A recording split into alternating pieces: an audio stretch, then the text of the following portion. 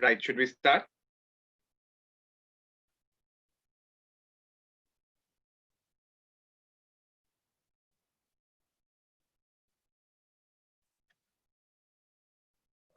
Yeah, I think we can start. Okay, perfect. Hi, everyone. My name is Hamza. I'll be talking about how to debate religion motions today. And I'm going to divide this lecture roughly into four parts. And the first part will look at what religion actually is, which is sort of a piece of framing that is often missing from motions which talk about religion. The second part will sort of look at whether religion is true and what are the implications of that on debate arguments that you make. The third part of it is going to look at whether religion is a choice. And this will look at how religion debates intersect with rights debates and freedoms debates. And then finally, we will look at whether religion, irrespective of whether it's true and irrespective of whether it's a choice, is important insofar as it gives good or bad impacts in society. So let's start with the first bit, which is what is religion? I think it's really important to understand that religion is a term of art, just like sport is. So think about sport in this way, right?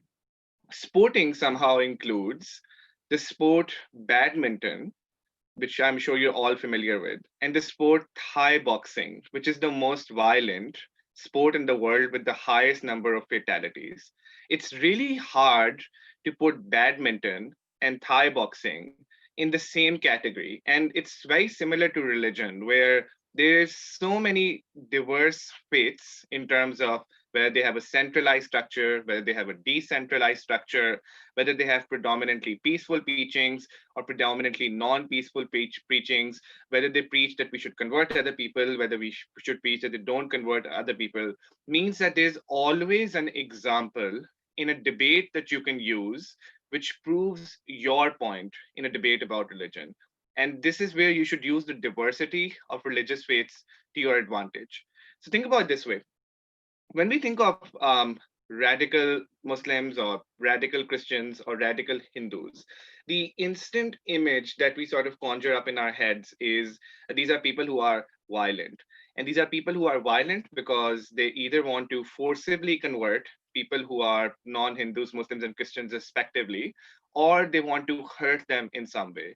In the worst case, this looks like killing these people, enslaving these people, and even in a slightly more diluted fashion, what it looks like is instating a regime of discrimination against these minorities. Now, think about some other faiths. So, I want you to think about, let's say, Jainism. Jainism is a very, very popular faith within India. And the central doctrine of Jainism is peace, which is to say, peace through constraint.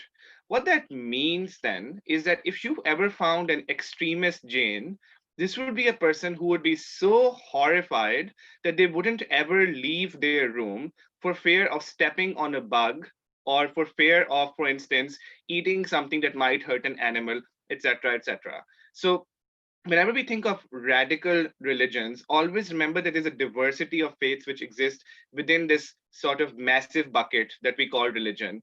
And predominantly, you'll always find differences across faiths. The last point I'll make here is that you will also find a difference between and within faiths. So, for instance, think of Buddhism. And Buddhism is a very interesting example here because if you think of something like Zen Buddhism, which is the sort of Buddhism that was very popular within Japan during World War II, it's sort of easy to draw a line between Zen Buddhism and the sort of suicide bombing pilots that they had within the war. But if you look at Vajrayana Buddhism or any other strand of Buddhism, it suddenly becomes harder to justify the preachings in line with what people do. So the crucial point about what is religion that you should remember is that across faiths, there's so much diversity within religion that you can plausibly find an example, and usually an example espoused by millions of people to bolster your case. But to remember that even within religions, so for instance, this massive bucket that we call Buddhism or Islam or Christianity, there's a huge diversity of faiths which will have their own perspective on progressive reform, on the use of violence, and the idea of community and spiritual well being. So I just want to start this sort of lecture with generally a comment on monotheistic religions because that's where we assume most debates lie, which will namely be the Abrahamic religions, Judaism, Islam, and Christianity. However, always remember that if you want to go further than that, you can always find extremely popular faiths within the world which will tend to bolster your argument, whether you're arguing for against peace, for against violence, or for against certain social and communal beliefs. The second question then is that considering how broad a term religion is, what makes religion true and why is that important in debates? So, in a generic sense, there will never be a motion which says this house believes that Christianity is true or this house believes in the Quran. So, those sort of motions won't come up, but the sort of motions that will come up will hint at a slightly deeper fact.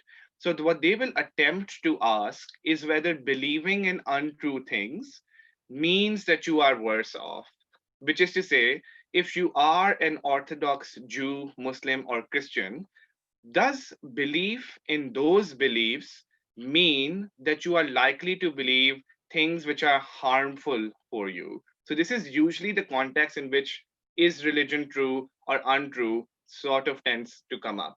An ideal motion to look here is to look at the motion this house believes that the scientific community should reject the view that science and religion are non overlapping magisteria.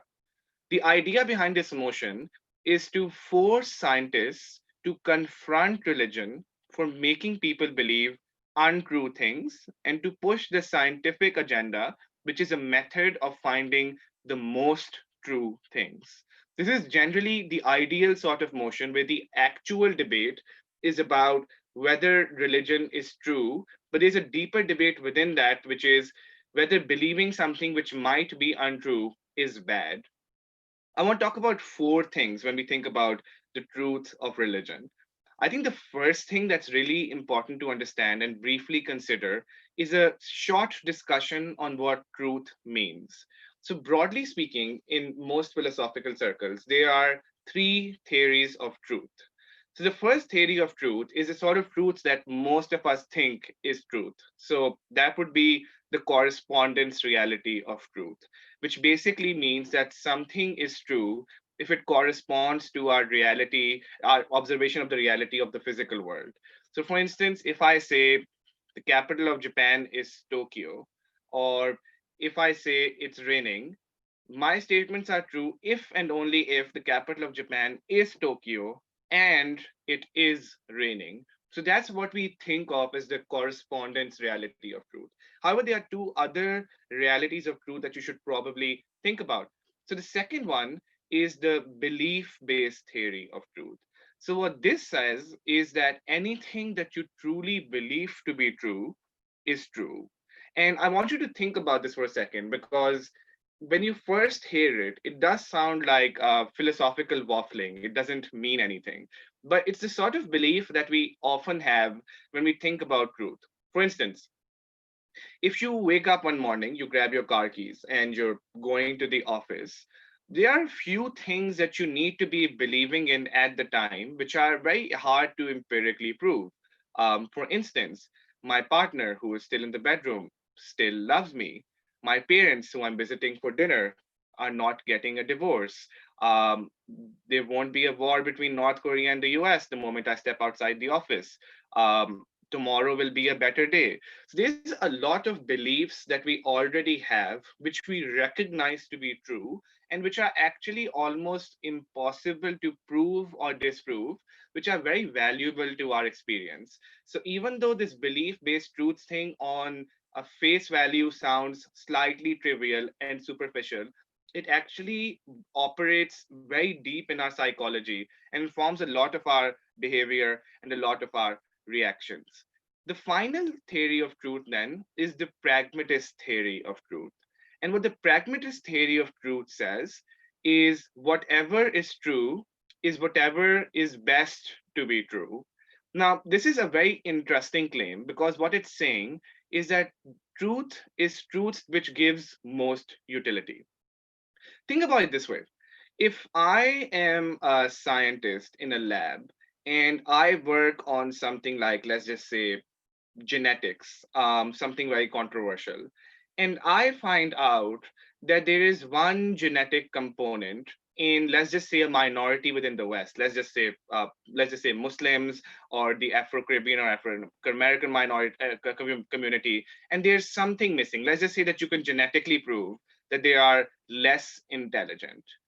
Whether or not that claim is true in the correspondence theory of truth, there are reasons not to publish that data out into the world because you know that it's going to legitimize immense racism against the minorities which your data is about. So, in many ways, in our everyday political discussions, we often think that what is true is what is best for us to believe to be true. So, those are the three theories of truth that you need to think about: the correspondence reality of truth, which is most in line with what the scientific paradigm says. Then there's the belief-based theory of truth, which is most in line with what the religious paradigm says. And then there's sort of third theory of truth, which attempts to break the clash between the two, which is the pragmatist theory of truth. And all that says is that whatever is best to believe is the thing that is true. And a lot of debates actually hinge on the third theory of truth. But I think often debates miss this link between the truth of religion and the utility of religion. And I think if you can bridge this claim by talking about this theory of truth, your arguments about whether religion has good impacts or bad impacts are suddenly linked to the truth of religion and aren't just independent arguments, irrespective of whether religion is true. The second thing I want to talk about in the truth of religion, which I think is equally important, is to do with how religion justifies truth. And this is really interesting, right? So, the primary mechanism that religion uses here is that of the ever expanding tautology. The idea here is that if a religious person says that Adam and Eve were the first human beings to walk the earth, and I say, look, science has conclusively proved that it was a process of natural selection and evolution, through a process of which, from somewhat primitive primates, we evolved into human beings. They can say, oh, that's such an intricate and complex process. I guess God is smarter than we even thought that he was, right? So they've just taken the fact that you've given and instead of attempting to refute it, have used it as further evidence of their own thesis. Take another example. You say God created the earth in 7 days. Let's take the typical Abrahamic interpretation. And I say, no, it was the Big Bang. And here is the sort of astrophysical reasoning for why that's true. You can say, so God created the Big Bang. So always remember that in religions, because you have an all powerful prime mover, in this case, a God, religion is actually very dynamic because whatever science reveals to be the truth can simply fit inside the bucket of religious truth because the bucket of religious truth is an ever expanding tautology.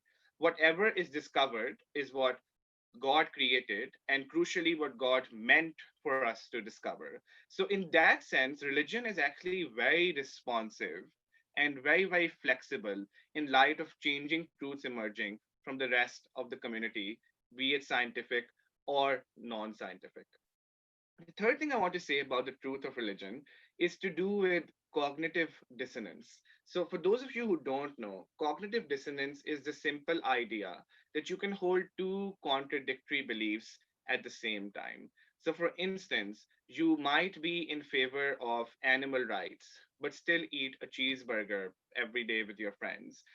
You might be in favor of helping the global poor, but you still don't donate consistently to the most important charities. So often enough, we have a cognitive dissonance where we believe one thing and then do something different. Religion is very similar if you think about it. So think of the classic example of a religious doctor or religious scientist, right? These are people who, if they are orthodox religious people, generally believe in something to the effect of a divine God. They believe probably in the construction of Adam and Eve. They also probably believe in a vast majority of other things, such as a very, very powerful human being who was sent to the planet Earth by God, and they performed a variety of miracles. These are sort of things that will vaguely fit in line with most of the religions that come up in debates. At the same time, these are really good scientists and these are really good doctors. And the reasoning behind that is that there's a cognitive dissonance, which is to say, the sort of person that they are in the church and in the mosque tends to be very different from the person that they are within the science lab or within the hospital. So, one way and to break this dichotomy between religious truth and scientific truth is to say that both of them can exist at the same time because both of them inform different parts of our lives. So, for instance, the truths that we espouse when we walk into church on Sunday or on the mosque on Friday is very different from the truths that we espouse on Monday morning when we walk up to the science lab and walk up to the mosque. So, this questions the idea that you can even not hold two truths at the same time, which you can because they apply to different spaces in your life, which is something that you guys should think about. The final comment then that I want to make on whether religion is true or untrue is sort of really get at how this comes up in debates. And often the way that it comes up in debates is that it has to do with it being compared to other beliefs. So, for instance, what's the difference between religion and the belief in nationalism? What's the difference between religion and the belief in capitalism? How are those political and social and communal beliefs any different from religious beliefs? I think you can say three things there. The first thing that you should always think about is where the belief stems from, which is to say, what is the original source of the belief? If the original source of, let's just say, communism or modern Marxism is Karl Marx is very different from an all powerful creator. Similarly, if the belief in neoliberalism lies in Ronald Reagan is, to most people at least, very different from God. Similarly, if there's a belief in a particular nationalism, let's just say the nationalism of Donald Trump or sort of a civil nationalism like the nationalism of Nelson Mandela, these are still tethered to human beings. And the implication of that is that because they are not divinely ordained, but are humanly ordained, it's easier to question them. And the second reason for that is that you don't face the same level of punishment. So, for instance, it's not just that none of these people are God, it's also that they don't have the power of God to punish you or benefit you. So, for instance, if you detract from your country's nationalism, in the worst case, what you face is violence from people who do espouse those nationalist beliefs.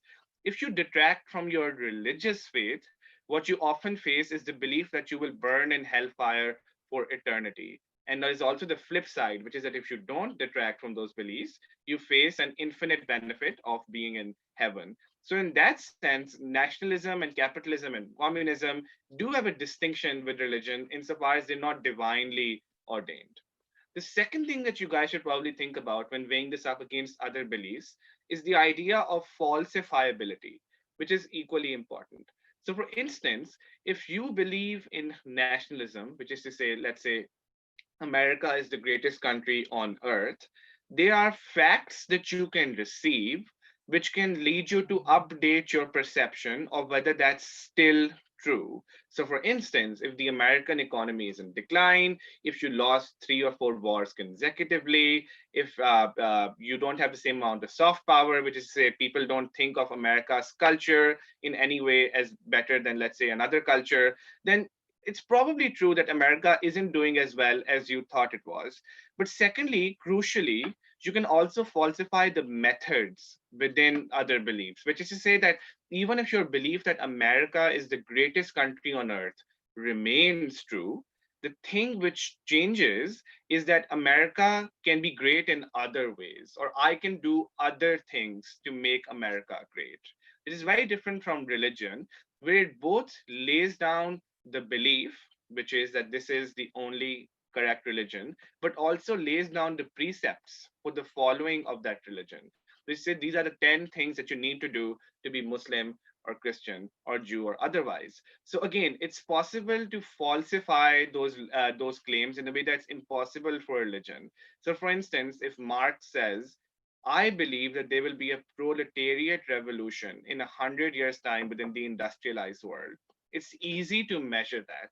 It's impossible to do that with religion because religion doesn't make the sort of claims which lie within the realm of the physical world, which is why it's impossible to counter those claims with physical evidence.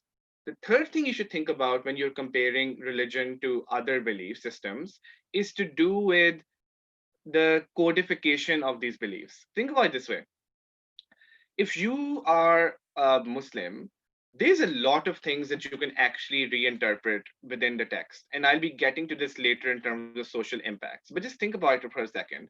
There's a lot of things that you can reinterpret. So, for instance, you can reinterpret certain verses about the importance of motherhood and link it to the upliftment of women within your society. You can take some selective speeches of the Prophet and use those to extrapolate rules of war and peace during times of conflict. But there are certain things which is actually hard to interpret your way out of. So, for instance, if it says in stone that there is a certain way that we should treat homosexuality, then no matter how you look at it, it becomes really difficult to get out of reinterpreting that belief because it's so clearly said. And I want you to compare this for a second to how political systems work.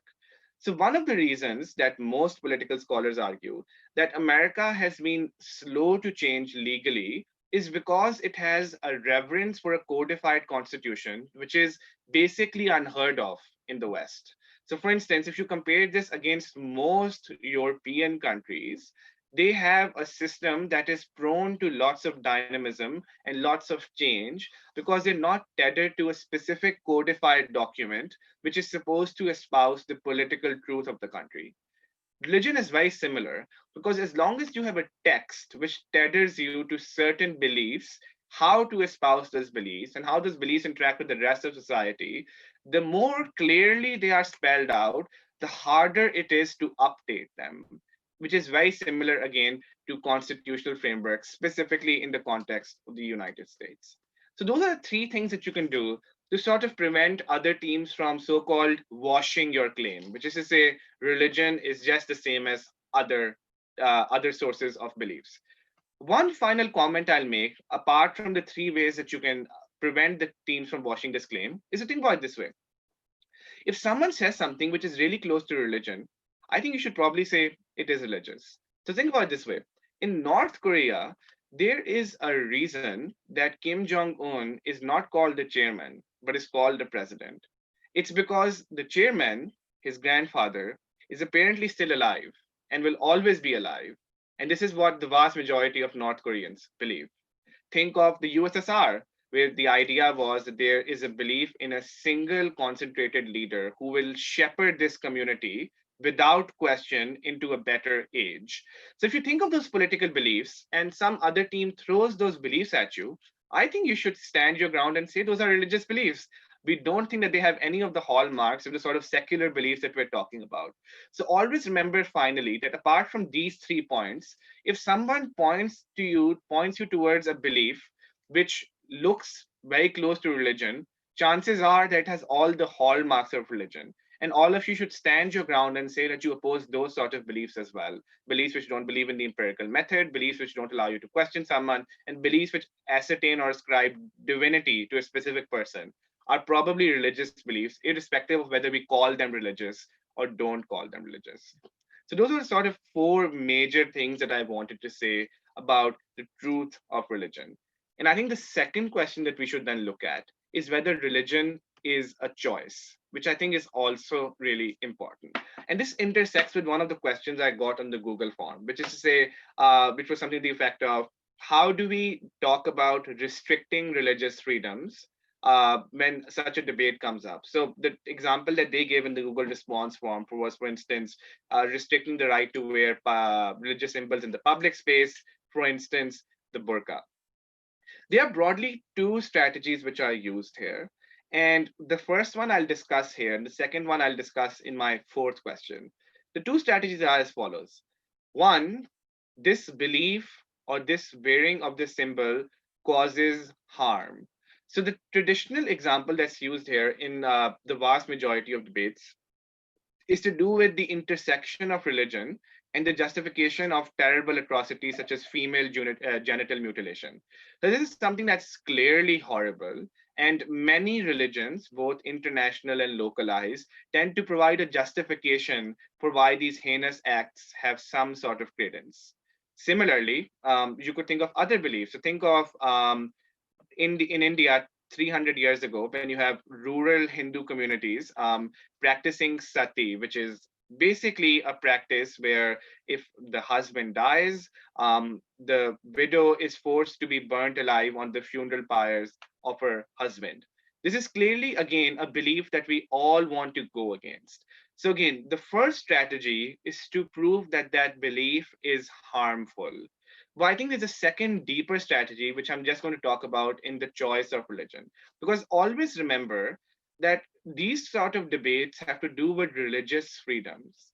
And religious freedoms have to do with the idea that you chose to be a part of a religious faith, and that choice should be respected by other people. And I think that you can give many reasons for why religion isn't a choice in this way. I think you should think of two buckets of reasons, and then there's many reasons within them. So the first is the cost of community. Trivially speaking, you can leave a religion just by saying, yeah, I don't want to do this anymore. But in a more meaningful human sense, it's not that easy, is it? So, for in the vast majority of very religious countries, realistically, what this is going to look like is your community, in the best case, excommunicating you, your family, your loved ones, your friends, and in the worst case, actually bringing a criminal penalty against you from deterring from the official religious state narrative. Even in countries which are not so religious, you tend to live within communities which are religious within those countries. Within those communities, then, you'll actually find it very difficult to leave. And it's not just about the support network that you have, which is to say, families and friends. It also has to do with the unique economic and cultural opportunities you get from living within that community. So, for instance, if you live within a Muslim community in the United Kingdom, chances are that by virtue of your common fraternity, they might offer you a job. They might help you with your visa applications. They might provide you support in some other financial or non financial means. Those sort of things become much less likely the point at which you've exited that fraternity because they don't think that you're a part of them anymore. So, again, in a communal sense, religion and whether you can opt into it or not opt into it, in a very superficial sense, is a choice because you can still, despite all of those harms, say, I want to quit religion. But for all means and purposes, in a meaningful sense, it's not a choice because it's so overwhelmingly obvious that it's the wrong thing to do. The cons are heavily stacked and there's barely any pros. I think the second bucket of reasons that you should think about when you're thinking about whether religion is a choice is to think about the cost of identity. And this is really important. So think about it this way. If you actually believe in some sort of religious precept which preaches the doctrine of heaven and hell, it takes a lot of effort for you to say, I'm going to go away from this faith. So think about the vast majority of religious people on the planet, which tend to be people who've grown up religious. If you're 18 and you've taken a few college courses, you've read a few books, and they've made you think otherwise, and you think, look, I don't want to be religious anymore, apart from how the community reacts, there's a very personal cost there, right? One, on the spiritual level, you believe in a creator who might send you to eternal hellfire torment for the rest of your existence. But you're also giving up the infinite benefit of being in heaven forever. So, on a spiritual level, it's very difficult to reconcile that and actually attempt to leave religion because the scripture preaches that those who do and those who detract from the faith are people who are punished in some terrible fashion. So that's the first way in which there are high costs of identity. But there's a second way in which there's high costs of identity, right? Which is that apart from whether you will receive punishment or benefits, there's also the thought that religion has become a part of you in an identity fashion. So, for instance, the fact that you went to the mosque every day was is a void that's going to be left in your life the moment that you're not religious. The fact that you wanted to go to your priest every Sunday to give confession, to sort of like allay your concerns about any sins you've committed, is something that you may not have anymore. So because these religious faiths become so intersected with your identity as a person, there's also a very personal cost in giving up these faiths, because religion has become an overwhelmingly important part of who you are.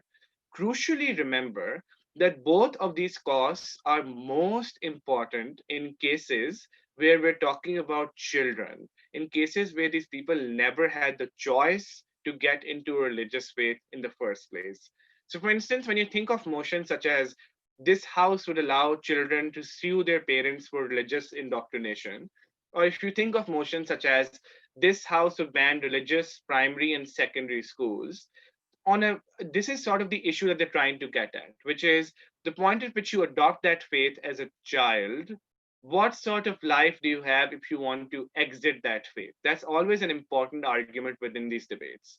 So is religion a choice? I've broadly talked about two things here, which is one, the cost of community, and then there's several arguments there, and two, the cost of identity, also several arguments there. I think the final point that I'll make when you're making this argument is to attempt to wash it if you're on the other side, because you can use other beliefs to pretty much make the same argument, perhaps if with the exception of there being divine punishment, right? So, for instance, if you detract from the narrative of nationalism or certain kind of nationalism, or if you detract from any belief that your community holds, it doesn't necessarily have to be religious, you will have strong community costs on you.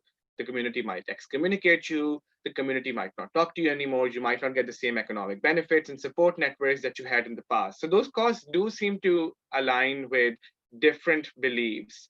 And then secondly, on an identity level, sort of staying away from the spiritual stuff, if there are certain beliefs which were ingrained in you as a person from when you were really young, you will still have personal identity costs from detracting from those beliefs, because it will leave a void in your life insofar as what the identity that you have yesterday is not the identity you have today, which doesn't make you possibly feel whole. So always remember that you can attempt to wash many, many points for why religion isn't a choice with many, many points for why other beliefs are equally made under duress. The third question that I then want to look at is whether religion changes. And this is in response to the second question which came up on the Google response forms, which is to do with how do we explain the process of how religions become more progressive. And the specific example that they used here was the Pope's positive or at least non negative comments on the LGBT community. I think there's two things that you talk about there. I think the first thing that you talk about there are the incentives for change. And the second thing that you talk about there is the capacity for change. So let's talk about the incentives for change. In a very trivial sense, religious faiths want to attract followers. Now, this might be true for a variety of reasons. So, one, it might be true because your religion is somewhat puritanical, which is to say, it's the sort of religion from which value comes from converting other people. Now, this might not be forcible conversion, but it's the general idea that you should convert people because it's in the interest of the specific God that you might believe in. But I think, secondly, there's an incentive for change insofar as you always want more followers, because if you genuinely think that you are going to heaven and your neighbor is going to hell, if you genuinely hold that belief, then the obvious logical thing to do there is to try to convince them otherwise and try to adopt them into the faith, right? Think of it this way. If you knew that there's a train which is going to crash into your neighbor's house tomorrow, you're obviously going to do everything in your power to make sure that they're saved. Similarly, if you genuinely believe just as much that they face hellfire and you have the propitiations of heaven, then you will try to convert them. So that's the second incentive for why you want more followers. Thirdly, you want more followers because there's economic and political benefits in wanting more followers. So, for instance, if you have a faithful community within a country which has 1 million followers versus it having 100 million followers, the sort of political reform that you can get passed in those communities is now much stronger and much more potent than you could if you had fewer followers. Similarly, even if you're not in government, your power as a protest group exponentially increases if you have more followers. And then finally, it's also a legitimization tactic, right? So you always want to convert people from different communities to prove that your religion is universal. This is really important, right? So, for instance, the word cardinal literally means universal for a reason, right? The idea is that you want to show that the Christian faith is universal by trying to convert people from all different groups, because that's how you give credence to the idea that religion is universal. So clearly, there's huge incentives for change. And I think perhaps the biggest one that you should probably think about in debates is the curse of Ham, sort of theological concept, which comes up in a lot in Christianity. The curse of Ham, to summarize, is basically the idea that people of a certain descent, specifically African descent, which is to say the sons of Ham, have the curse of Ham upon them, which means that these are accursed people. For many, many years, this is the sort of belief which was used to justify slavery and justify terrible atrocities against the African community. In 1973, for some reason, the Mormon church just forgot about that belief, despite giving lectures on it in 1972. Similarly, the Catholic Church just sort of dropped that belief in the 1900s. And again, the reason they did so were the four reasons I've talked about: the duty to convert, the religious precept to convert, the economic incentives to convert, the political incentives to convert. So, what that means is that with changing time and changing places, as more political and economic capital goes to different communities, you always have an incentive to bring them under the fold, because that makes your religious faith much more powerful than it was before. So clearly, there are lots of incentive to change things. Let's think about what the capacity for change is. I think you can talk about a few things there. So the first reason that there's a capacity for change, and this will sound trivial, but I think it's always important to point out from the get-go, is to point to how much change has occurred, right? Historically speaking, the argument that religions have a capacity for change is perfectly accurate. It is true to say that the Christian faith is not the Christianity of the Crusades anymore. And it's true to say that the Islamic faith is not the Islamic religion of conquest anymore. For all means and purposes, these religions have seen some very radical changes, specifically over the last 2 or 3 centuries. So clearly, religions do change. But how do they change? There's a few things that you can say there. Firstly, I think it's important to point out that religious faiths, as I said at the very top of this lecture, have a lot of diversity within them, not just across them. So I think the classic example to use here is of the Protestant Reformation, right? So you think of someone like Martin Luther, who does not like things such as the so-called sin tax, which was basically the idea that you can commit some terrible sins and then pay the church some money for it to sort of get out of those sort of things. So Martin Luther felt that there was a thought that you now need to move towards a more pure, ideologically pure version of Christianity, and created a massive reformation across Europe, the reverberations of which are still felt this day because there are massive Protestant communities in countries across the world. So clearly, there's an incentive to change, the point at which there's space for fissures to open up within religious faiths. So, for instance, Christianity doesn't just stay Christianity. Christianity now has this brilliant diversity of several denominations and sub denominations within those denominations. Think similarly of Islam, where Islam isn't a monolith anymore. You have several different sects within Islam, all of which have, depending on the specific denomination we're talking about, either radically different or somewhat different doctrinal teachings compared to other denominations. So the obvious examples here would be the Sunni Shia split, but also remember that even within the Sunni Shia split, there are further splits. So, for instance, the Sunni split has, for instance, on one end of that, sort of the Wahhabi interpretation of Islam, which many people see as a slightly stricter version of Islam. And then you might have some other interpretations of Islam, see the Barelvi or Deobandi interpretation of Islam. So the point there then is that in both Christianity, Islam, and many other religions, there's huge capacity for change because there are always fissures which open up within religion, which make it possible for such changes to occur. I think the third reason that there's a capacity for change is just the idea that there are gaps in all of these documents.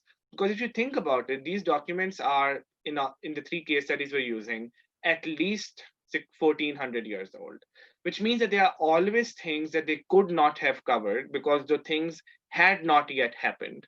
So, for instance, what is the Islamic attitude to music? What is the Christian attitude to rugby? Those sort of sports, those sort of ideas, those sort of fictions, let's call them, didn't exist in those societies. So whenever something new comes up, it's easier to change your attitude towards it because it's hard to point to a direct scriptural doctrine which talks about that thing. And then the fourth point sort of leads on from this third point, which say that even if it's about things which are happening at the time or were important at the time, often scriptures are vague on what those specific things mean. So, for instance, as I talked about earlier, if you take the Islamic attitude to, let's say, women working in the workplace, there is actually sufficient vagueness there to do with, for instance, the attitudes towards motherhood, the attitudes towards childbearing, that you can make a reasonable case for why women should be allowed to work in the workplace. I think similarly, if you take the Sermon on the Mount, say from Christianity, if you actually read that, you can find what is basically the first doctrine document on social justice. So again, if you look in different places, you can sort of find places where interesting and progressive things are said. So for instance, the Sermon on the Mount is one of the most powerful speeches insofar as justice is concerned. And then similarly, Islam's attitude towards stem cell research is surprisingly progressive. So there will always be things where, perhaps accidentally, perhaps intentionally, these religions have become very progressive on some issues rather than other issues. I think the final thing that I say about capacity for change is that there's always a capacity to forget. Because remember that religions aren't necessarily based on the doctrine, they're based on what's called collective memory. So, collective memory is very different from the doctrine because the simple question is, how many people have actually read the Old Testament and New Testament and then calls themselves Christian? It would take probably a month and a half for you to get through that book, right? Like no one's going to do that, or very few people are going to do that. And the sort of people who are going to do that are probably people who will never change anyway. Realistically speaking, these sort of religions, and it's the same for Judaism and Islam, lie in the collective memory of the people, which is what do they think the faith means? And when that's true, always remember that the collective memory can collectively forget. So, for instance, if you read the Bible literally, nothing makes sense insofar as modern Christian attitudes are concerned. If you read, for instance, some discussion of the genocide of the Amalekites in the Old Testament, it would be impossible to point a straight line from that to many common Christian and Judaic beliefs. Because again, what's happened is not just that they've reinterpreted themselves out of the other things. What they've also done is that they've tried to make sure that they forget certain things. Some verses now just never come up because they never come up. They're never part of the collective memory of the people who follow these religious precepts to begin with. So these are broadly five reasons for why religion can change. And I've given you five reasons for why religion will want to change. What sort of motions come up here? So, for instance, one of the motions that comes up often, which sort of looks at this issue, is this house believes that it is in the interest of dominant organized religions for the leaders to declare more progressive interpretations of traditional dogma. For example, on dietary and pilgrimage requirements, the acceptability of contraception, same sex relationships. Now, you'll notice that in opening, often the debate is about the incentives for change, the five reasons I talked about and the flip of those reasons. I think a good closing theme will actually be strategic and give lots of reasons for why these religions have the capacity for change. Because remember that if you can prove that religions have immense capacity for change, you prove your opening government's analysis for why religions will be successful at this, but you also wash out your opening opposition's analysis for why there will be backlash against this, because you've proved that religions have been successfully able to do this in the past. So again, this is the sort of motion which comes up when we talk about change and religion. I think there's two additional comments I want to make apart from these two large buckets of arguments on whether religion changes or doesn't change. And this has to do with A, who changes the religion, and B, what sort of change is it? So, with respect to who changes the religion, I think you should think about two broad categories of people here. So, first, and I will talk about this later when I deal with the largest question that we'll deal with, whether which is that is religion beneficial? Always remember that they are minorities within minorities. So, for instance, we tend to think of the LGBT community and the Muslim community as separate minorities, even though they are likely a lot of LGBT youth within Muslim communities, right?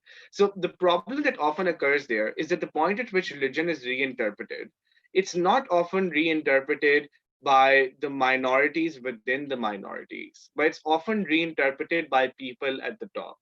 For the vast majority of religions, this is likely going to be males in positions of immense political, social, and economic influence who can make these changes.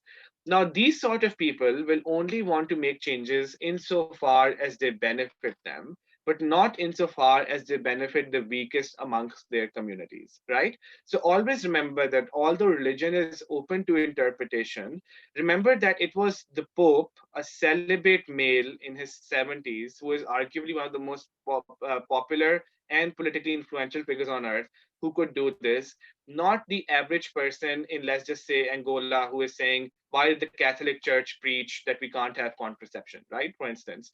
Similarly, in the case of Islam, it's likely going to be a fatwa coming from the Imam of the Kaaba, which talks about, let's just say, same sex relationships or pilgrimage requirements.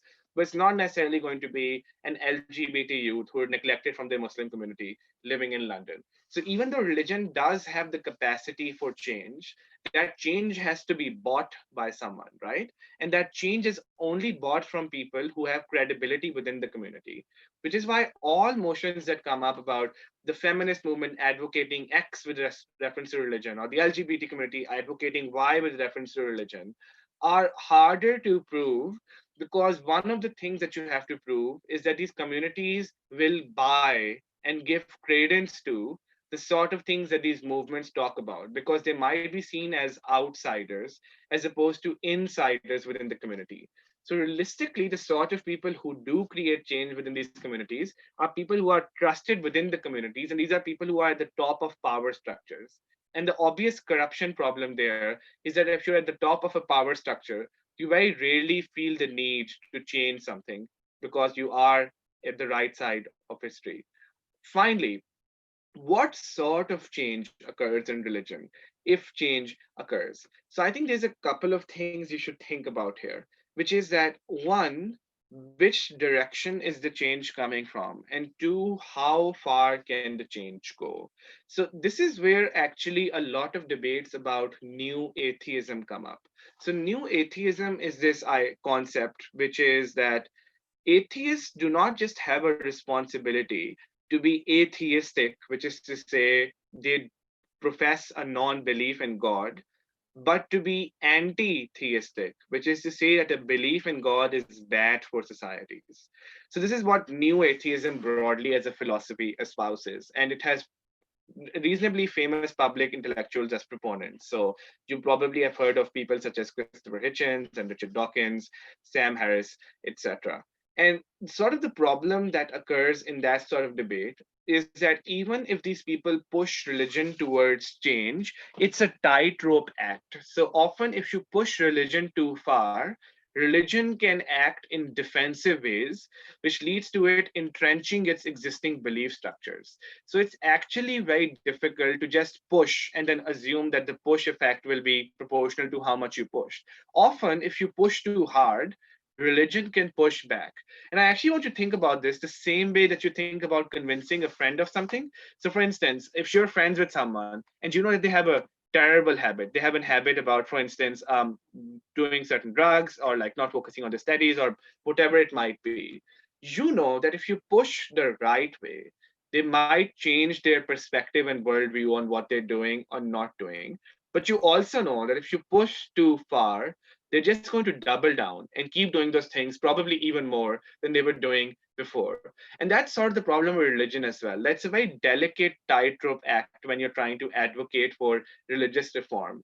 Because what you can create is the risk of religions doubling down and entrenching their belief structures because they feel that there's an attack from the outside as opposed to a cooperative olive branch offered from the outside.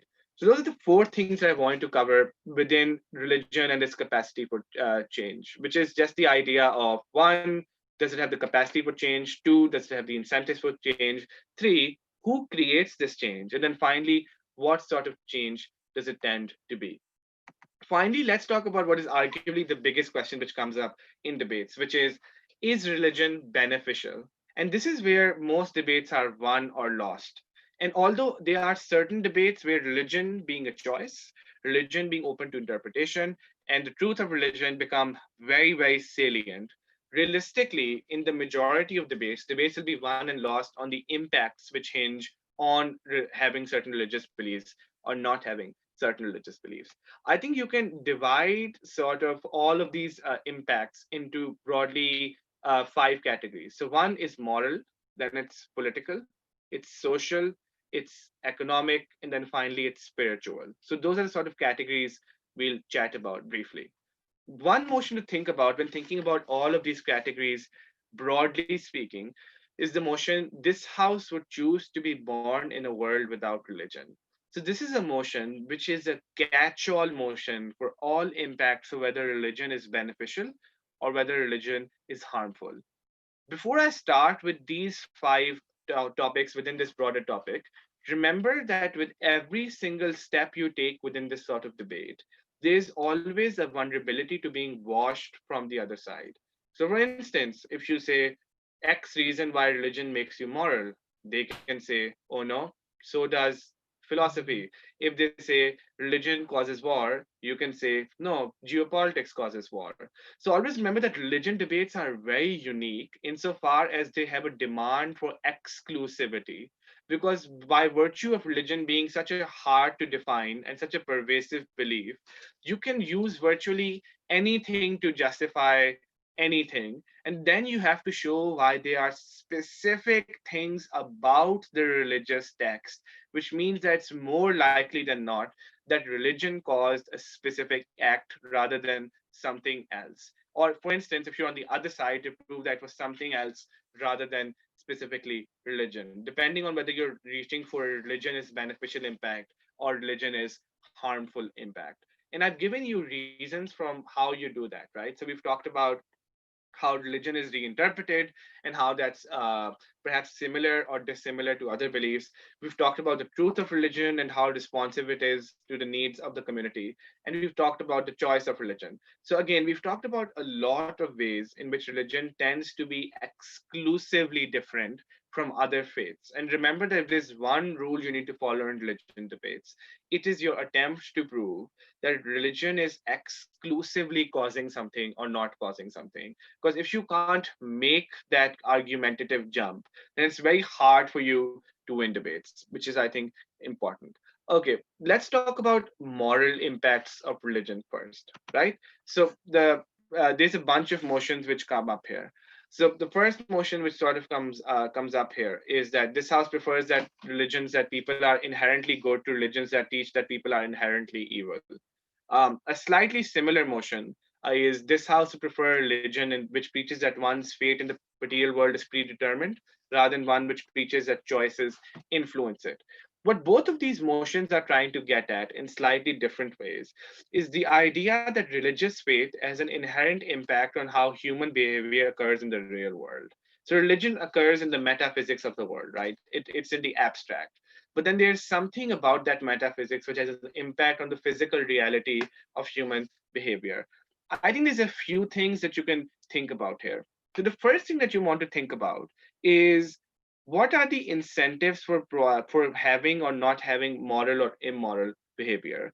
Think of two different charities. So I want you to think of one, the Catholic Church, and then I want you to think of MSF, Médecins Sans Frontières, Doctors Without Borders, so called. Both of those charities provide immense help to vulnerable people across the world. but the incentives for the people working in them are slightly different. So, for instance, for the people who work in the Catholic Church, the reason that they operate in war zones and in conditions of misery and suffering is because they believe that if they do so, they will probably access heaven and avoid hell. Why do the people in MSF do this? A team which is supporting this sort of secular belief would say, just because these people are doing this for no other reason apart from them thinking that this is the right thing to do, which is why this belief isn't inherently selfish. If anything, this is a belief which is inherently selfless because you're giving up your entire person to do something for someone without getting anything in return. So, in a very ethical sense, the moral clash on this side often tends to go to the side which is advocating for non religious morality as opposed to religious morality. The reason being, as I discussed, that religious morality is tethered to selfishness. So, it's tethered to the idea that being selfish is the best way to access morality, which is to say, to being a good person is important because you'll go to heaven, and if you don't, then you'll go to hell. But I want you to think about the flip side. Do think about the people who work in medicine sans frontier. These are people who do this just because, as we've discussed. I think that you can say very few people meet that bar. Like, just think about it. You want someone who basically gets nothing, very minimal pay, almost no recognition, goes into war zones, risks their life, lives among suffering and misery for the next 4 decades of their life before they retire and go into oblivion. I think just very few people are willing to bite the bullet. So I think even if you concede that religious morality is selfish, I think what you can always say is that it's a good thing that's selfish because people have buy-in into it. Because in the absence of buy-in, they are likely to do less good things. So you can say it's a good thing that religion says if you do good things, you go to heaven, because this means that people do good things, and all that we care about are the consequences of those actions. And then on a second note, you could say that the intentions of any action are irrelevant. You can give plausible reasons for why this is true. So, for instance, if you have an intention to purely help yourself but end up helping someone else, it's irrelevant to that person being helped and the benefit they accrued, the reason for why you did this. What matters is that they were helped in the first place. Think of the analogy of being on a date and then giving a homeless person like 20 pounds because you want to impress your prospective partner. For the homeless person who received 20 pounds and now have enough money to feed themselves for the rest of the night, it doesn't matter whether you were trying to impress your partner or not, because in the absence of that feeling, you probably wouldn't have given them that money to begin with.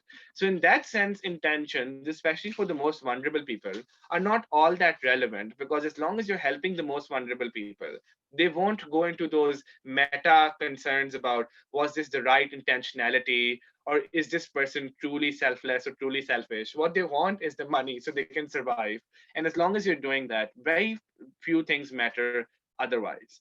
So that's how you deal with the selfishness versus non-selfishness clash. I think the second thing to think about when you think about religions and morals is to think about how religious morals clash with other moral duties that you might have. So the sort of debate that comes up here is to do with being in the military service or getting certain operations done within a hospital, and how this might interact with your religious beliefs. So the typical example here is of Jehovah's Witnesses being against blood transfusion surgeries even when they're necessary for their well-being.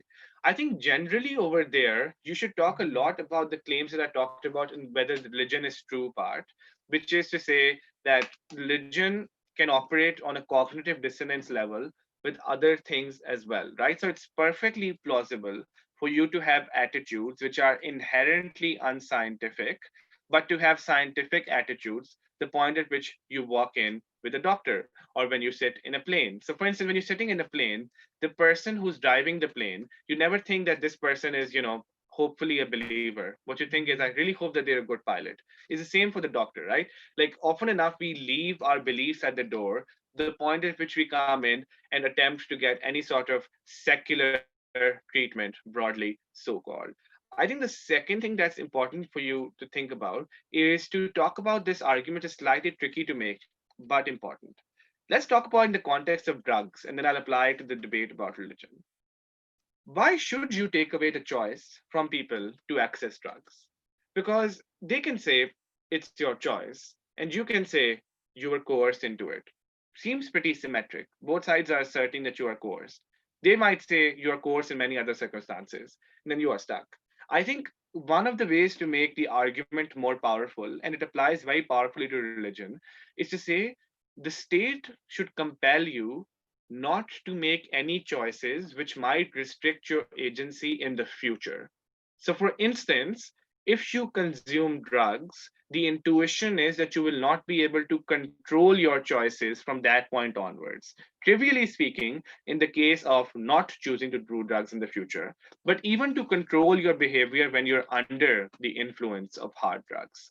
Similarly speaking, I think what you can argue is that the state needs to compel people who have these religious beliefs to get these necessary services done, because it is only when these necessary services are done that these people can then maximize their agency in the future to follow or not follow their beliefs. So, if anything, what you're doing there is proving opposition's argument by showing that the best way to follow a belief is through an extension of agency. But agency can only exist if you are healthy and happy and all of that stuff. So, insofar as the state guarantees that outcome for you, it's actually platforming you to provide the best amount of agency possible so that you can fully compel yourself to have a certain religious faith. I think the final thing that's important to think about insofar as religion and morality is concerned, is to do with the idea of duties. And this is basically the idea that religion puts certain duties on you, and those duties are duties that you need to follow. And I think here is where it becomes really tricky to defend religion, because a lot of religions will now say that they are not puritanical, which is to say, we don't force our morality upon other people. But I think that you can give many reasons for why religious morality is always puritanical. One, I've already talked about reasons for why religions have incentives to make their religions universal. But secondly, as I said before, just think about it this way.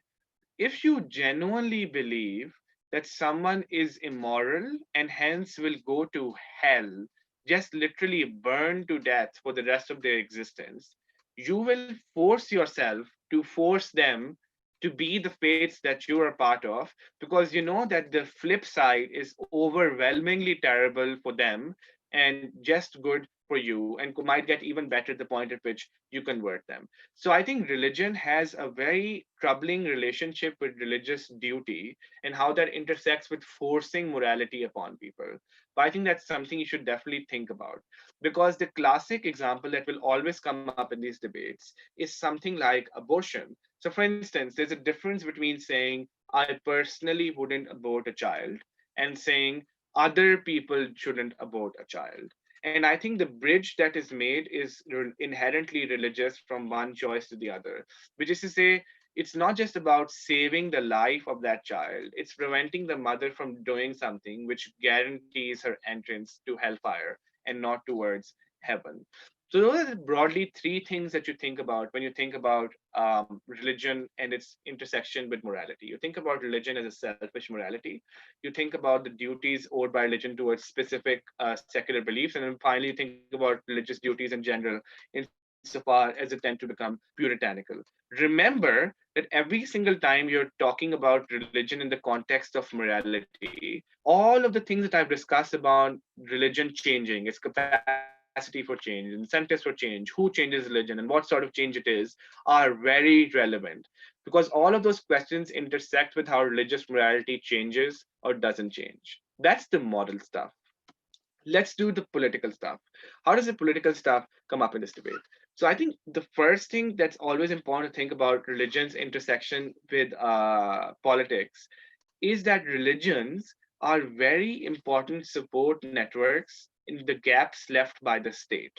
So, for instance, think of South and Southeast Asia, where Muslim religious charities basically house, shelter, and feed millions of kids who now study in and are part of madrasas.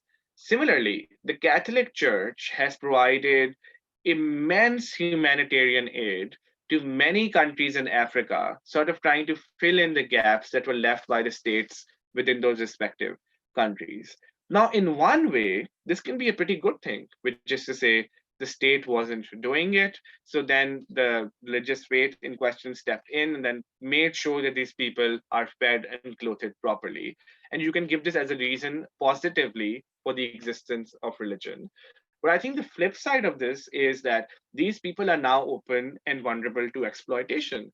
So, for instance, if the state of Pakistan doesn't house you and feed you and nurture you, and you're left out in the cold, and you and millions of other children are in a similar condition, and then someone comes up and they say, I will make sure that you have food in your belly for the next 18 years of your life, and I'm also going to make sure that you have a roof over your head.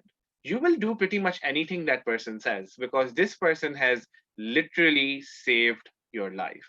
What this means then is that it becomes easy for you to tread on the path of extremist ideas, but not just because you listen to the religion and then you lose your mind, which is what tends to be the characterization in these debates. It's more that there is a community out there which has saved your life, and they have saved your life in the absence of your own state. And when that choice is made such an early point in your life, you are probably going to believe anything that they say. So, for instance, if the person who saves your life says, remember that state which didn't save you, which didn't house you and shelter you, which left you to die on the street, we're now going to wage war on that state.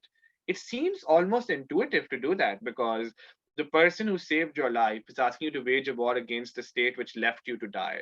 So remember that while religions and specifically religious charities do a fantastic job in providing nourishment and lots of humanitarian aid towards the most vulnerable people in society, what they tend to do is open up these people towards buying anything that these religious faiths are saying. I think, secondly, what it does is that it creates massive state complacency. So, for instance, one of the reasons that the government of Pakistan doesn't fund these children is because it knows that these children will be fed by the religious right. So they don't necessarily have to do so. The point at which these religious charities aren't there anymore is the point at which someone has to do it. Just imagine 5 million children starving tomorrow in a country. That country is going to face a lot of deep questions and will require immediate remedies and actions. So remember, it's not just that the state can't do something and religions have to step in. It's often that that the state won't do something because the religious right have stepped in, which is important to think about whenever you think about proselytization. I think the final thing that you think about then within this aspect of proselytization is to do with conversion, which I think is interesting, right? So this operates on sort of two levels. So the first level that it operates on is what sort of religious charities tend to give to what sort of communities. So often religious charities direct aid towards communities that are A, part of their own faith, or B, could be part of their own faith, right? So it's not a coincidence that most of the Catholic Church's money doesn't go to Lebanon, but most of Darussalam's money does go to Lebanon and Gaza, right? Realistically, these are religions and religious charities which are bifurcated along the lines of which faiths they hold and which faiths they don't hold. And the implication of that is that even when they provide services, they target communities specifically which are already a part of their faith, neglecting others, or more problematically, go into communities specifically with the intention of converting people. The point at which that happens, you can argue some very obvious impacts of this, right? Like the trauma of having to leave your religious community or to leave your personal spiritual precepts because you need food and shelter, which are provided by the other side, to this general exploitation in the system insofar as you're asking someone to convert to a faith, the point at which you're literally saving their lives. So there's lots of harms there. But I think the second thing that you do, which I think many teens miss in these debates, is to argue that you crowd out secular charities, which is often what happens. So, for instance, if you have a religious charity in Pakistan and they do an admittedly fantastic job of housing and feeding the poor, these people will never get vaccines again. because the point at which they've come in, the religious right have an incentive to make sure that UNDP, UNESCO, Médecins Sans Frontières, Red Cross don't come in and challenge their monopoly of power. So they have an incentive to keep all other secular charities out, which is one of the many reasons why polio, which was virtually eradicated at some point in the 90s, is now a huge thing in countries such as Pakistan, because they are gateways that these religious charities can set up to make sure that they ring fence these communities in, then only certain people can enter and others can't. The implication of this is obvious, right? It's not just that the government can step in, it's that organizations like the Red Cross and Médecins Sans Frontières and Oxfam, etc., are on the door ready to help. It's just that they can't. And I think this might also explain some of the headlines that you might have read over the past few years about aid workers being shot in different countries. You would wonder, like, why did that happen? This is basically the primary reason it happens, which is that religious charities often have strangulated these communities into submission, making sure that they're always dependent on them. And then the problem there is at the point at which these charities do try to enter, they face deep problems of targeting and attacks.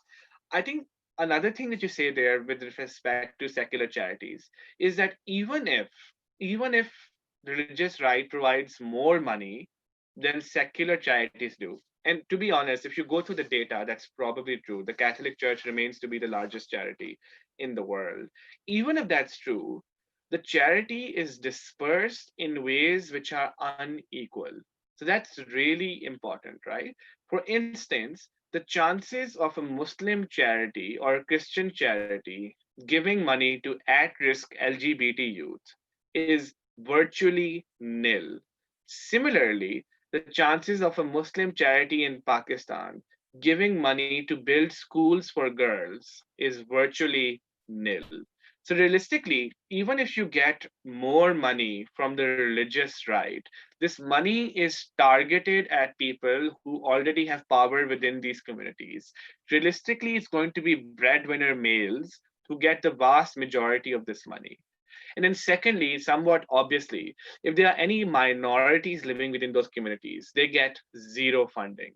So, for instance, the Ahmadis in a Islamic sense would get zero money from these sort of charities, while Sunnis and Shias, and to a much greater extent Sunnis, might get the majority of the money. Think similarly of charities which are Catholic and operate in Protestant areas, or think of charities which operate with a certain version of Buddhism while there are other Buddhist faiths operating within the community. However, it's even worse.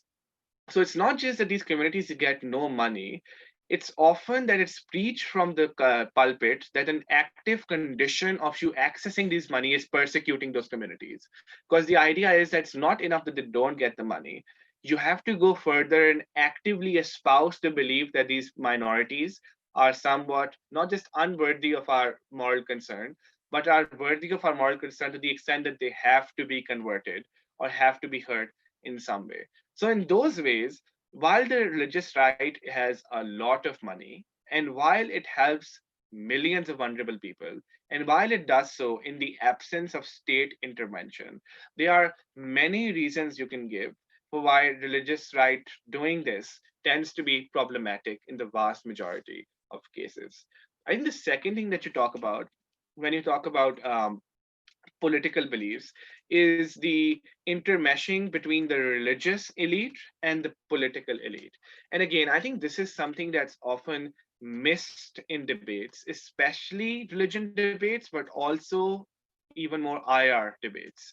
So, for instance, when we tend to talk about, let's just say, a country like Russia, we very rarely talk about the influence of the Orthodox Church, present or otherwise, on how people perceive the Russian government. If we talk about a country like Pakistan, we very rarely talk about the role of the religious right in sort of influencing the outcomes within that country. And I think the problem there is that often when we talk about countries which are highly religious, we tend to treat them as a monolith. So it's Russia doing something or Pakistan doing something, as opposed to decomposing those actors into different sub actors, right? So it's the Pakistani government doing something versus the Pakistani opposition doing something versus the religious right doing something.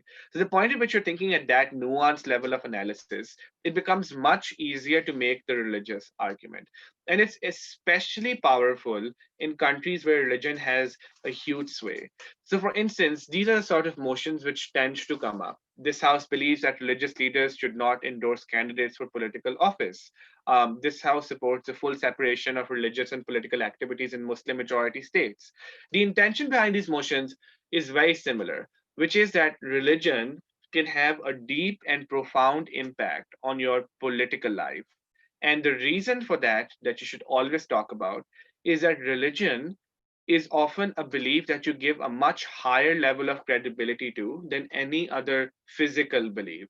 So, for instance, if you genuinely believe in the authority of your imam or rabbi or priest, insofar as these are people who are a vehicle towards God and are also people who will best guide you towards getting to heaven and avoiding hell, then if they ask you to endorse someone, you will likely endorse that individual. So there is a power asymmetry in the relationship that you have with your with the members of your religious community and who you are as a person, which means that anything that they say is something that you are very likely to buy by virtue of them being part of that religious community.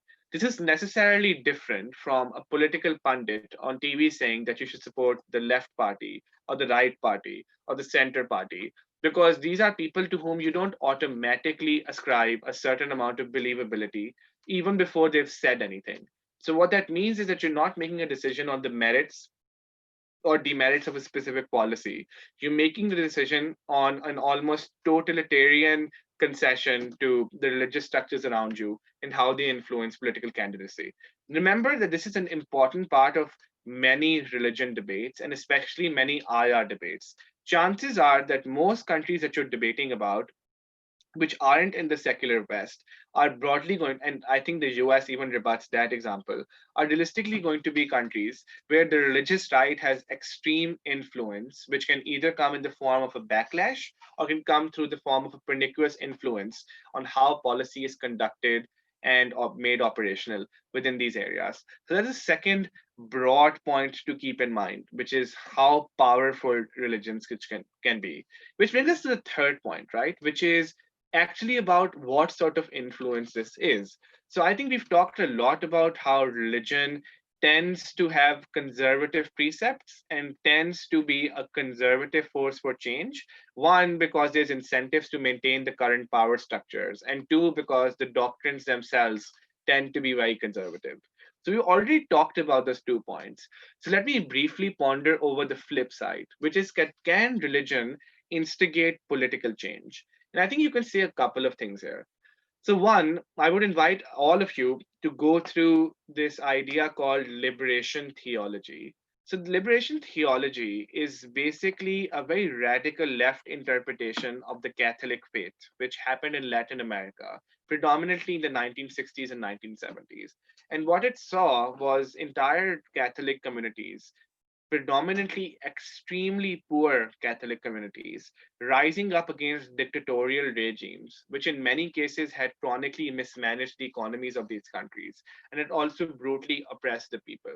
Now, this is a historical example where religion isn't just preserving the status quo or is silent about the status quo. It is actively and radically attempting to change the status quo in a very comprehensive sense.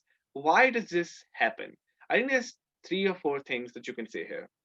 I think the first thing that you say here is that always remember that there are certain religious precepts which can be redefined in certain ways. So, for instance, if there's a religious precept which talks about protect the meek and protect the poor, it becomes very easy to look at mass poverty around you and use that as a pretense to go on and challenge the government.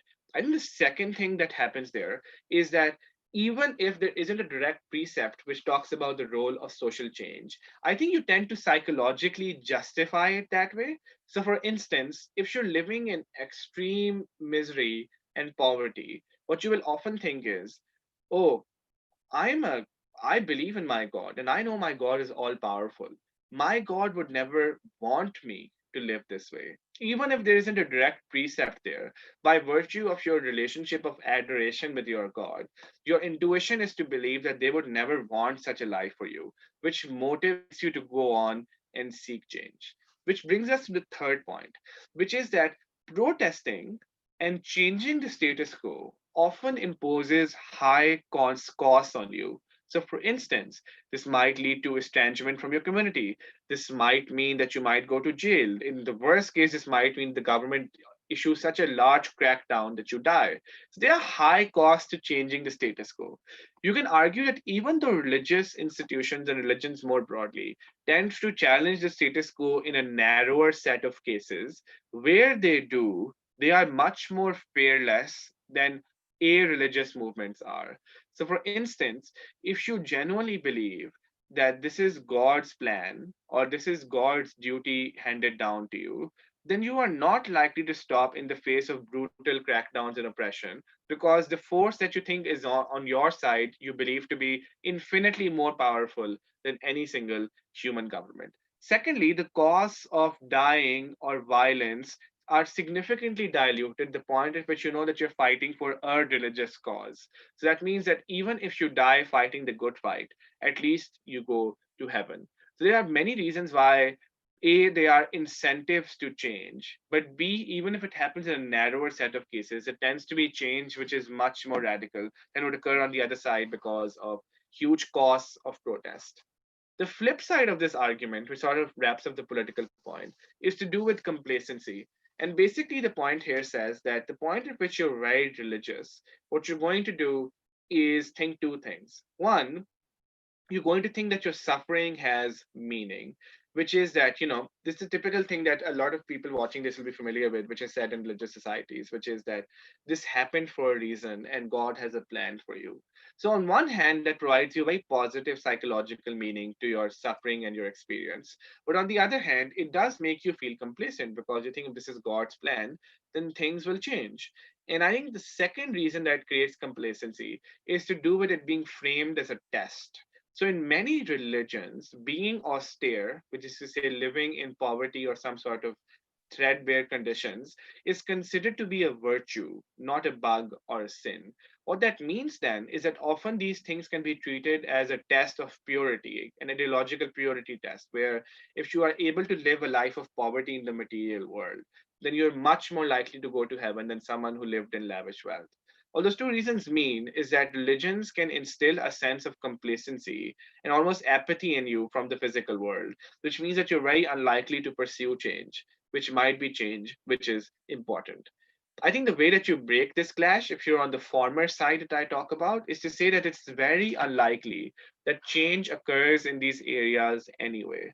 If you're poor, you don't have the political, social capital, even economic capital to make your problem visible or challenge the status quo effectively. So basically, what you're saying there is that people are poor on both sides. What changes is that you at least feel better about your conditions than in another world where you just feel constantly worse. So these are the three sort of buckets of arguments which come up in the political impacts of religion. Let's do social impacts now, right? There's a bunch of things that come up here. I think the first thing that's always important to think about in social impacts of debates is to think about minorities within minorities. And I've talked about this constantly, but a lot of people miss this. This also partly answers now the question that the person sent on the Google response form, which is that one way to answer the question about religious freedoms is to say the freedom isn't a freedom because it was never a choice. But I think the second way to answer that question is to say something like, the increase in the freedom of the religious is correlated with the decrease in the freedom of others. So, for instance, the more religious freedom that a Christian or Muslim community might get, the less freedom probably the minorities within that community has. So, for instance, if you have the freedom and agency to practice your doctrines and precepts, for instance, have religious schools, then you might also have religious schools which don't allow women to or girls to access those schools, or you might have schools which teach homophobic or anti-LGBT teachings. So always remember that from a social perspective, often the more agency you give to religious communities, the less agency is now given to many communities and minorities within those minorities. And this is a trade off that the state always has to make.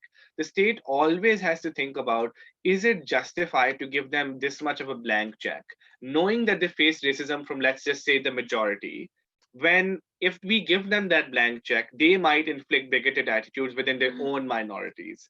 So always remember, within every group, there's going to be a minority and there's going to be a majority. And the question is, which sort of majority and minority do you side with? And which sort of majority and minority do you not side with? Which I think is important in the social perspective of religion. I think, secondly, it's very important to also think about how religious narratives work. So, for instance, this is a very typical debate which comes up, right? So, it's this house is a parent belonging to a minority religion would discourage their children from expressing their faith publicly, wearing hijabs or yarmulkes or whatever it may be. Um, I think this debate superficially seems to be about assimilation versus not assimilation. But I don't think this is a debate which is strictly about that. So this isn't a debate which is literally about, if you assimilate, then you get lots of benefits, and if you do assimilate, and if you don't assimilate, then your community gives you lots of benefits. That debate will happen anyway, and that happens in opening. But there's sort of a deeper debate happening there. And I think the deeper debate is whether your religion can validly intersect with that majority's belief systems. And I think whichever side proves that clash wins the debate, because you can wash the other side's benefits and also take it over your opening, no matter which side you're on. So, for instance, if you belong to the Christian community within Egypt, or if you belong to the Muslim community within, let's just say, the United Kingdom, how does your minority religion intersect and interplay with the general value systems that that specific community has? And I think there's a bunch of things that you can say there, right? So, one, you can talk about a general toleration of freedoms. Two, you can talk about them also having a faith. So there's an idea that faiths are universal qualifiers, because the fact that you believe in God as a Christian probably gives you more empathy for a Muslim than someone who doesn't believe in God at all. So there's often religious faiths within those countries which creates a sense of empathy for you.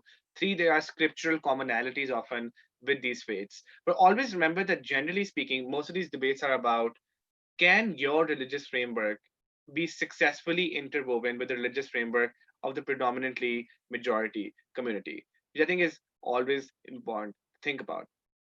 I think finally, the last thing I want to talk about within sort of the social aspects of religion is to do with religions which are so-called colonial religions, which I think is a become an increasingly fashioned debate motion theme. So, for instance, the typical sort of topic that comes here is, this house believes that developing nations should hold the Catholic Church financially liable for the medical expenses of Catholic HIV/AIDS victims in areas where the church campaigns against condom use. Now, this does seem to be a debate about, if the Catholic Church said don't use condoms and people have AIDS, are they criminally liable? But again, this is a sort of debate happening on a superficial first order level, which is the church liable for preaching a belief, and can you be liable for beliefs? But then there's a deeper debate happening, which is about, how do these religions from the West intersect with local communities within communities which are not in the West. And I think it's always important for you to think about how religions, especially colonial religions, and the Catholic Church and Islam are particularly important examples here, have served as very good tools of entrenching influence within countries which are no longer colonized. So, for instance, the Philippines' relationship with the Catholic Church in Rome is a means for the West to have a deep connection of both cooperation but also competition and control with the Philippine government. Similarly, the fact that Pakistan is an Islamic republic means that countries like Saudi Arabia are likely to hold more sway over that country than, say, Sweden is, even though, and that's only because Saudi Arabia happens to be an Islamic country.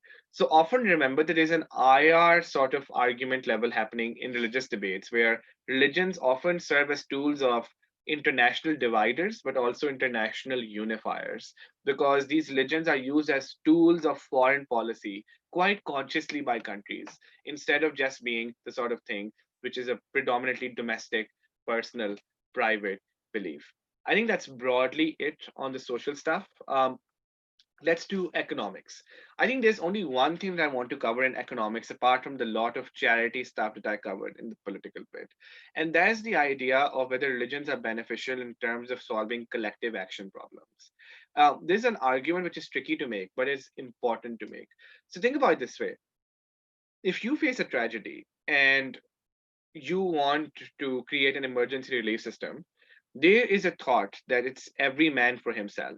The idea there is that if you attempt to help someone else, they might not help you back. Basically, there's a deficit of trust between you and the people around you. Now, think of a situation which isn't laden in tragedy. You just live in a village in poverty, right?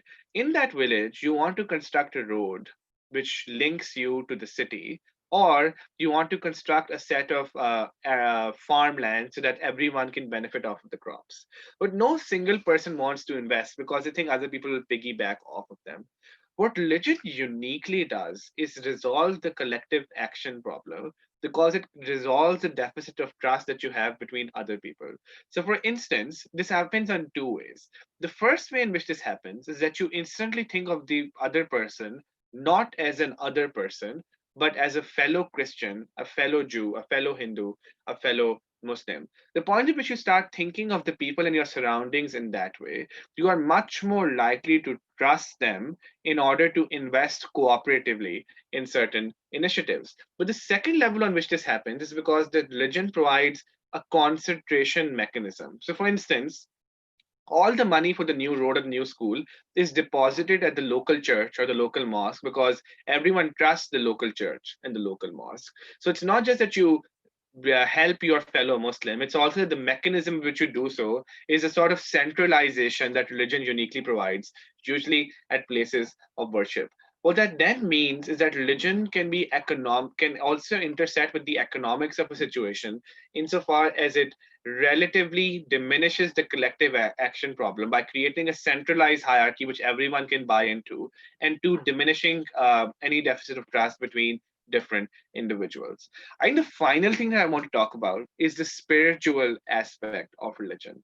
And I think this is particularly important, especially when you're arguing in favor of religion.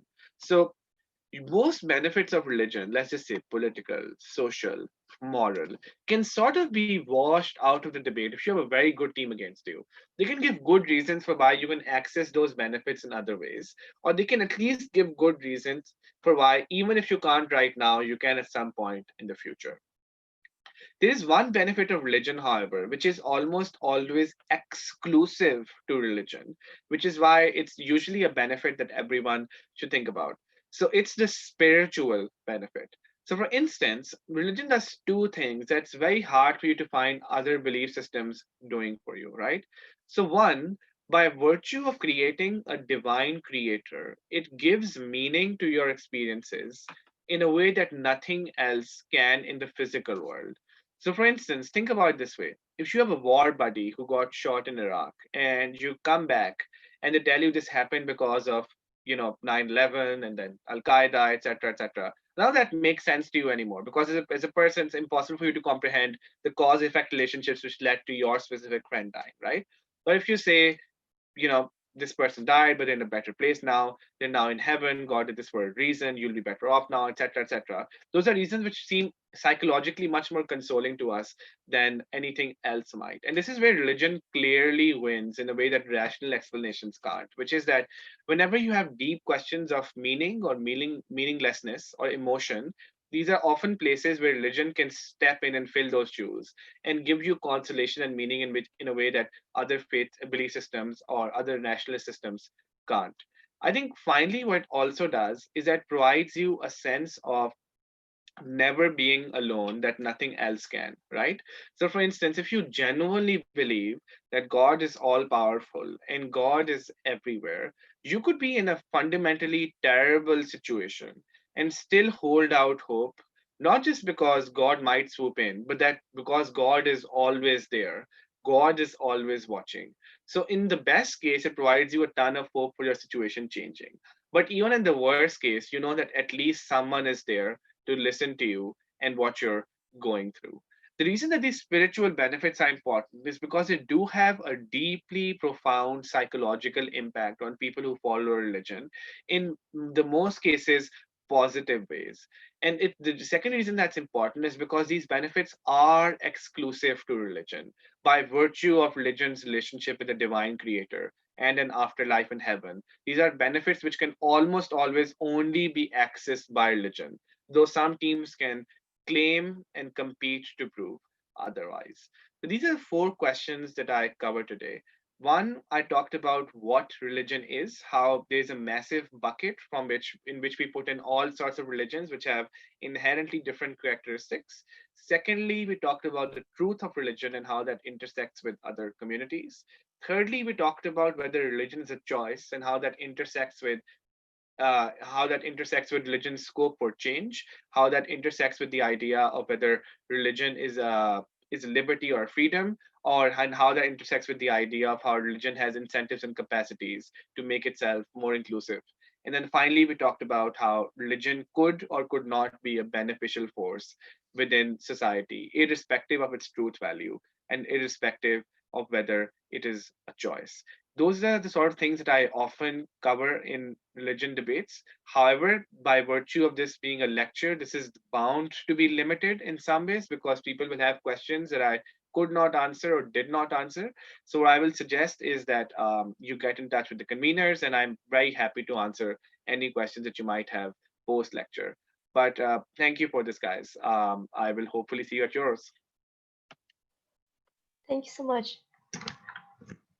So, should we wait for questions, or would you prefer them getting in touch with you later? Uh, um, Considering that there haven't been any questions yet, I guess what we should do is just hope for the best. And if any questions do come your way, wait. So did you send me questions on the chat? Okay, no. Yes, one question. Okay, so the feminism stuff I've already talked about to a large extent. But again, it might be that I talked about it in a way that doesn't clarify the question for the speaker. So I think the best route for you guys would be to just send whoever has a question my way so I can explain it completely. Does that make sense? Yes, sure. Okay, perfect. Thank you for this, guys, and thank you for all the work you're doing with yours. Thank you for agreeing. No worries, no worries, no worries. See you soon. Bye bye. See you. Thank you very much. Oh. Вообще nice лекции.